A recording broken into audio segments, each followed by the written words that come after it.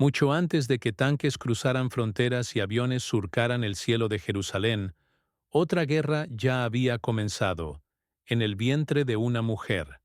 Antes de que el mundo conociera bombas, fronteras y banderas, el conflicto ya había sido sembrado en un útero sagrado. Rebeca, esposa de Isaac, sintió una agitación inusual dentro de sí. Dos gemelos luchaban antes incluso de nacer, y Dios no dejó lugar a dudas. Dos naciones hay en tu vientre, y dos pueblos se dividirán de tus entrañas. Un pueblo será más fuerte que el otro, y el mayor servirá al menor. Génesis 25-23. Esaú y Jacob, hermanos por sangre, pero enemigos por destino.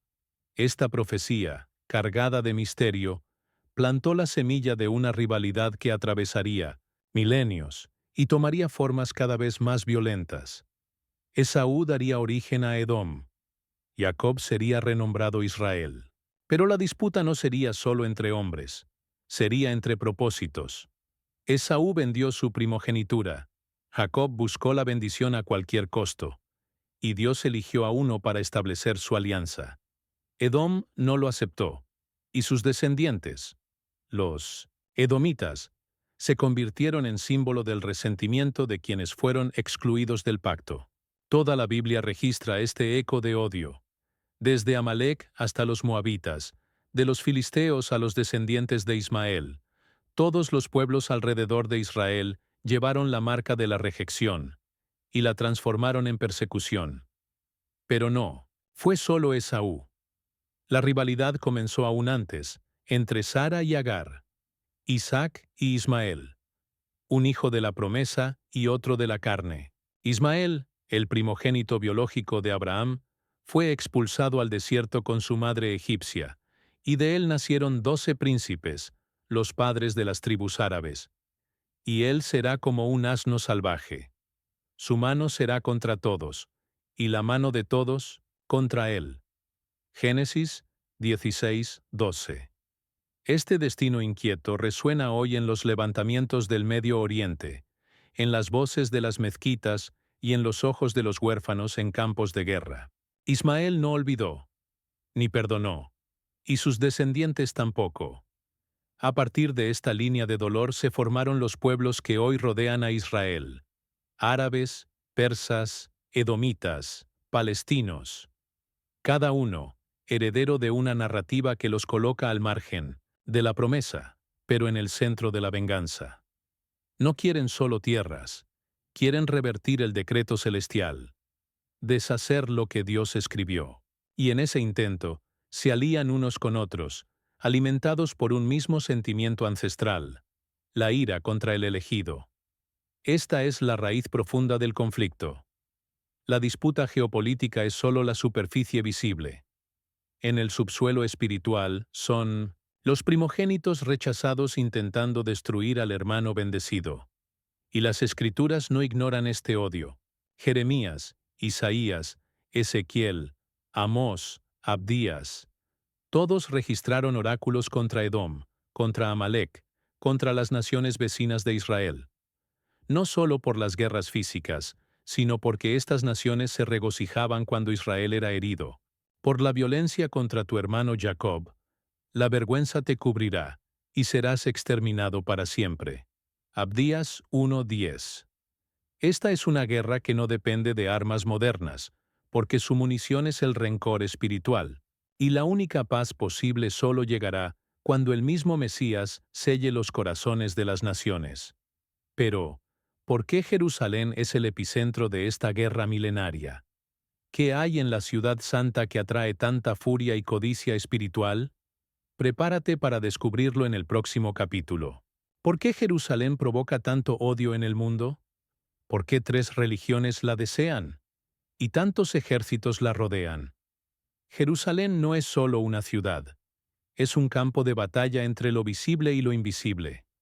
Sus piedras guardan sangre, sus puertas respiran profecías, y su nombre resuena desde el Edén hasta el Apocalipsis. Quien la posee se siente invencible. Quien la pierde promete venganza. Y quien ora por ella comprende que allí reposa el corazón de un reino que aún vendrá. El mismo Dios declaró, por medio de Zacarías, que Jerusalén sería un cáliz de aturdimiento para todos los pueblos de alrededor, y una piedra pesada para todas las naciones. Zacarías 12, 2, 3. Una piedra que pesa en el espíritu, de reyes, líderes y multitudes, porque no pertenece a ningún hombre. Situada entre el monte Sión y el monte Moriah, Jerusalén no fue elegida por estrategia militar, fue escogida por designio divino. Allí reinó Melquisedec en tiempos antiguos. Allí Abraham ascendió con Isaac para el sacrificio.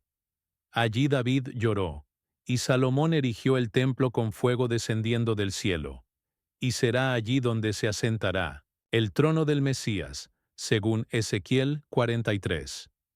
Por eso, hay una fuerza invisible que nunca dejará a Jerusalén en paz. Ni Roma, ni Babilonia, ni el Islam, ni Occidente. Ningún imperio se acercó a ella sin ser herido por su santidad. La ciudad es un paradoxo. Une a tres de las mayores religiones del mundo y al mismo tiempo las separa. Para los judíos, es el lugar de la promesa. Para los cristianos, el escenario de la crucifixión y la resurrección. Para los musulmanes, donde Mahoma habría ascendido a los cielos. Pero esta convergencia de fe es también el detonante de la mayor disputa espiritual de la tierra. La explanada de las mezquitas reposa sobre las ruinas del antiguo templo de Salomón. La cúpula de la roca reluce sobre la piedra donde se dice que Abraham sacrificó a Isaac.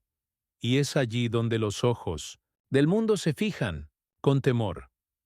Zacarías y Joel profetizaron que, en los últimos días, todas las naciones se reunirían contra Jerusalén.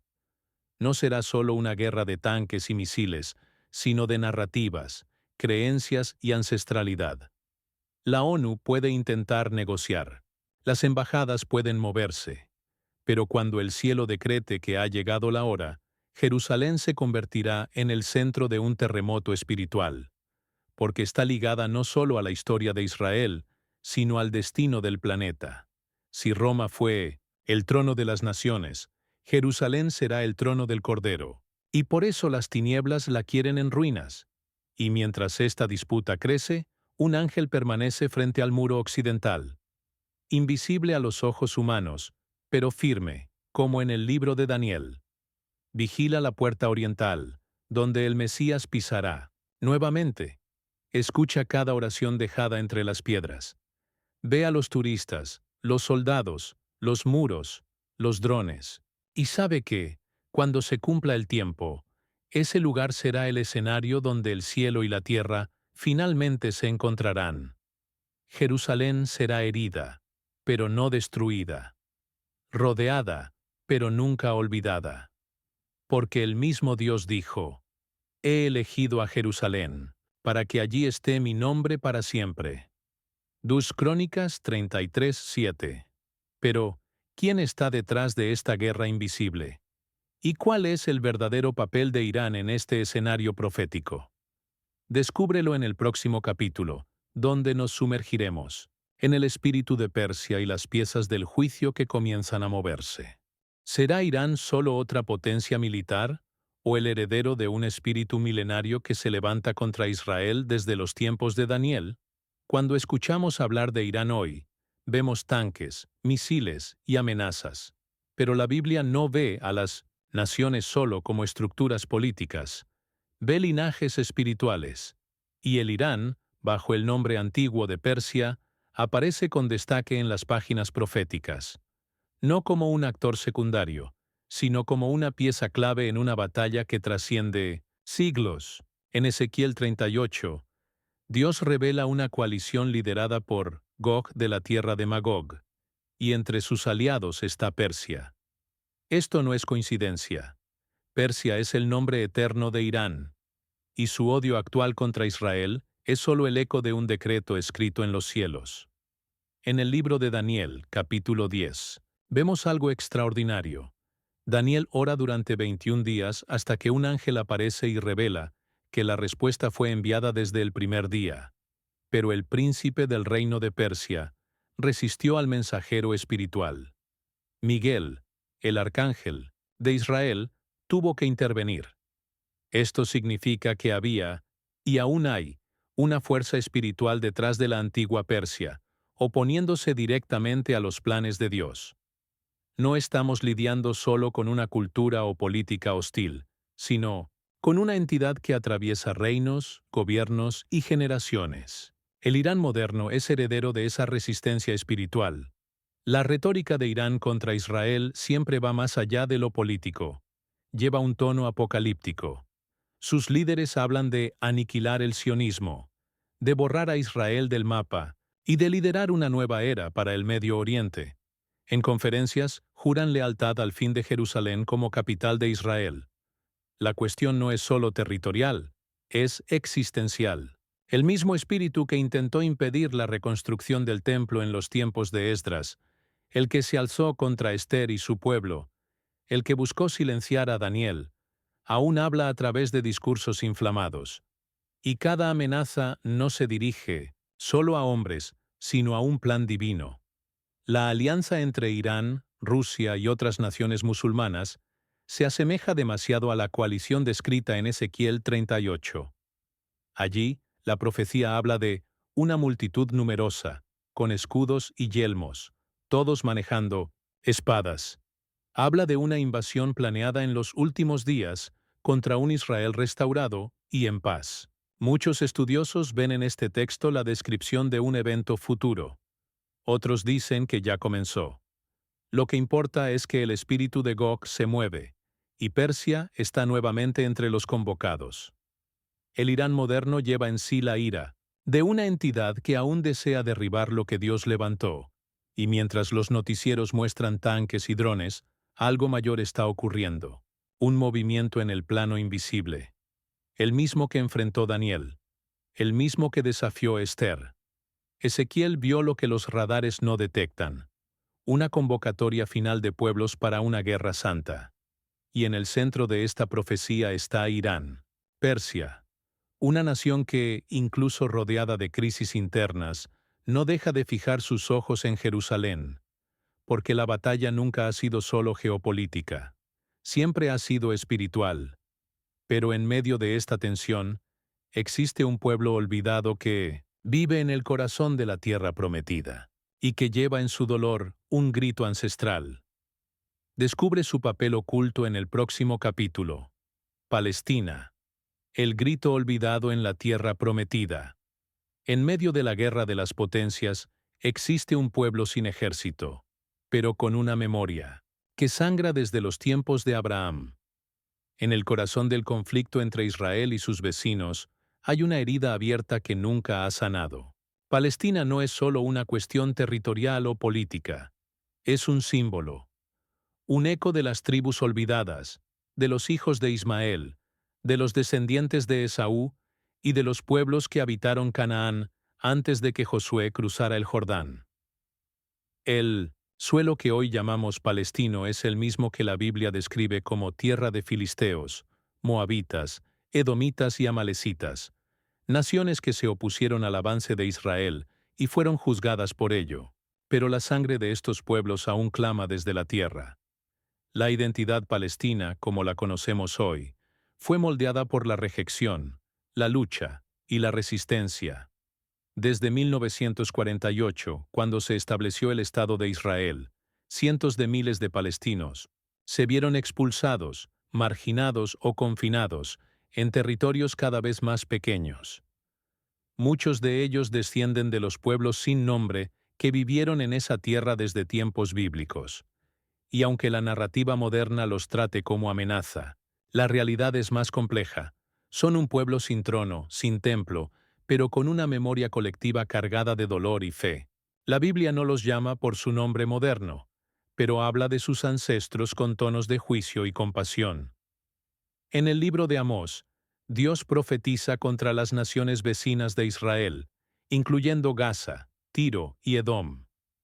No ignora el sufrimiento del pueblo, pero juzga sus actitudes frente al sufrimiento ajeno. Palestina, hoy, lleva este peso profético, no solo como agente de conflicto, sino como víctima histórica. víctima de los imperios que usaron su territorio como moneda, víctima de promesas incumplidas, víctima de la profecía que los colocó entre Israel y las naciones, y al mismo tiempo, un pueblo que muchas veces se volvió contra el plan de Dios, no por odio puro, sino por un desespero ancestral. Hay algo profundamente espiritual en un pueblo sin patria clara, sin gobierno central definitivo, viviendo entre muros, drones y checkpoints. Viven el salmo que clama, ¿hasta cuándo, Señor? Pero también viven la advertencia profética de Abdías. Por la violencia contra tu hermano Jacob, la vergüenza te cubrirá. Abdías 1:10. La tensión está precisamente ahí, entre el grito legítimo del dolor y la repetición de una elección contra Israel, entre la compasión divina y el juicio inevitable. Dios ve a los palestinos y los escucha, pero tampoco ignora el papel espiritual que cada pueblo asume frente a su alianza. Palestina no está fuera del mapa profético, está en el centro de la línea de fuego, tanto espiritual como literal. Es el campo donde el Antiguo Testamento y las noticias se encuentran, donde los niños crecen entre piedras y sirenas, donde profecías olvidadas aún respiran, y donde el juicio final podría comenzar, según algunos estudiosos, con un enfrentamiento definitivo en Gaza, Samaria o el Valle de Cedrón. El grito que viene de Palestina no es solo político. Es el sonido de una tierra que lleva siglos de promesas, rebeliones, lágrimas y espera. Pero, ¿qué hay realmente detrás de la profecía de Ezequiel 38? ¿Quién es Gog? ¿Y cómo esta figura oculta puede desencadenar el mayor enfrentamiento en la historia de Israel? Descúbrelo en el próximo capítulo. Una guerra olvidada por la historia, pero registrada en las Escrituras como el mayor enfrentamiento final antes del juicio. ¿Quién es Gog? ¿Y dónde reposa Magog? Entre las profecías más misteriosas de la Biblia está la registrada en Ezequiel 38 y 39, una invasión coaligada contra Israel, liderada por un personaje llamado Gog, proveniente de la tierra de Magog. Durante siglos, estudiosos, rabinos y teólogos han intentado descifrar estas figuras. ¿Son naciones? ¿Son líderes? ¿Son símbolos? Lo cierto es que el texto los presenta como piezas de una coalición internacional que se alza contra el pueblo de Dios en los últimos días. Y aún más inquietante, el escenario descrito en Ezequiel se asemeja demasiado al mundo de hoy. La profecía dice que Gog vendrá del extremo norte, trayendo consigo pueblos como Persia, Cus y Fut, nombres antiguos de regiones que hoy corresponden a países como Irán, Sudán, Libia y otros aliados de una ideología común, oposición directa a Israel. Llegan como una nube que cubre la tierra, con ejércitos, caballos y espadas. El lenguaje antiguo puede ser simbólico, pero la realidad moderna ya ha reemplazado caballos por tanques y espadas por misiles guiados. La esencia de la profecía permanece. Una ofensiva contra un Israel tranquilo y en seguridad, una condición que solo surgió en las últimas décadas. Pero, ¿quién es Gog? La Biblia no lo asocia directamente con ningún rey conocido. No es Babilonia, ni Egipto, ni Roma. Es algo nuevo, un líder o espíritu que aún no se ha revelado por completo. Aparece de manera repentina, conduciendo una alianza para destruir al pueblo elegido. Pero lo más sorprendente es que el propio Dios declara, «He aquí que estoy contra ti, oh Gog». Ezequiel 38:3. Dios llama a Gog a la guerra, para juzgarlo. Será usado como instrumento, pero no escapará de la condenación. Esto nos muestra que el conflicto final no será solo entre naciones, sino entre el cielo y los planes humanos. La geografía de Magog es asociada por muchos con la región de la antigua Escitia, hoy partes de Rusia, Ucrania, Kazajistán y áreas del Cáucaso. Un territorio vasto, marcado por fronteras inestables, guerras recientes y heridas profundas. Curiosamente, es desde esta misma región que provienen alianzas estratégicas con naciones islámicas en oposición a Israel. El despertar de Magog quizás no sea solo militar, es espiritual, un espíritu de coalición, de engaño, de grandeza bélica que reposa, pero no está muerto. Solo espera su momento, y el tiempo parece acercarse. Nunca ha habido tantas alianzas silenciosas, tantas provocaciones sobre Jerusalén, tantos líderes, declarando que el centro de la fe judía debe ser dividido, olvidado o eliminado. Los signos descritos por Ezequiel no son aislados. Apuntan a algo mayor, el juicio divino que caerá sobre las naciones que toquen a Israel. Porque el fin de la profecía no termina con la destrucción de Israel, sino con el propio Dios interviniendo con fuego, terremoto y juicio. No será una guerra entre hombres, será una revelación del cielo frente al orgullo de la tierra. Pero, ¿quién controla los bastidores de esta guerra profética? ¿Qué fuerzas invisibles mueven a los ejércitos humanos? En el próximo capítulo, nos sumergiremos en el verdadero escenario. La batalla espiritual detrás del conflicto. La guerra invisible. El enfrentamiento en los cielos. No todas las guerras comienzan con armas. Algunas comienzan en lo invisible, donde los ojos humanos no ven, pero el cielo y el infierno libran batallas decisivas. Desde los días de Daniel, la Biblia revela que detrás de cada nación existe un príncipe espiritual, un gobierno invisible, una autoridad que opera en los bastidores de las decisiones humanas. En el capítulo 10 del libro de Daniel, leemos que un mensajero divino fue retrasado durante 21 días porque enfrentaba al príncipe de Persia. Este no era un rey terrenal, era un espíritu territorial, una fuerza que influye en líderes, leyes y guerras. El texto también dice que Miguel, el protector de Israel, tuvo que intervenir para que el mensaje llegara. Esta batalla tras bambalinas continúa hasta hoy. ¿Y qué significa esto? Que el conflicto entre Israel, Palestina, Irán y otras naciones va mucho más allá de la política. Existe una guerra invisible entre principados y potestades, entre fuerzas espirituales que disputan el destino de pueblos enteros. Cada alianza formada, cada tratado firmado o roto, cada ataque lanzado, podría estar siendo influenciado por seres que operan en una esfera superior a la nuestra. Pablo en Efesios 6:12 lo deja claro. Porque no luchamos contra carne y sangre, sino contra principados, contra potestades, contra las fuerzas espirituales de la maldad en las regiones celestiales. Estas fuerzas no actúan con espadas, ni explosiones, sino con ideas, miedo, orgullo, engaño y ambición. Alimentan el odio milenario entre pueblos, susurran a los corazones de los líderes, inflaman multitudes, incitan a falsos profetas, manipulan la información, y el epicentro de esta batalla es siempre el mismo: Jerusalén. Porque allí estará el trono del Mesías. Es por eso que las guerras no cesan en esa región. No se trata solo de tierra, se trata de dominio espiritual.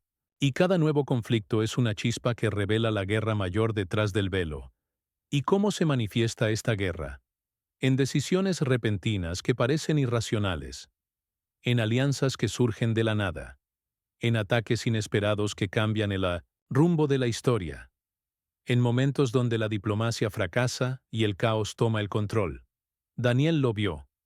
Entendió que para recibir una respuesta del cielo, era necesario resistir con ayuno y oración.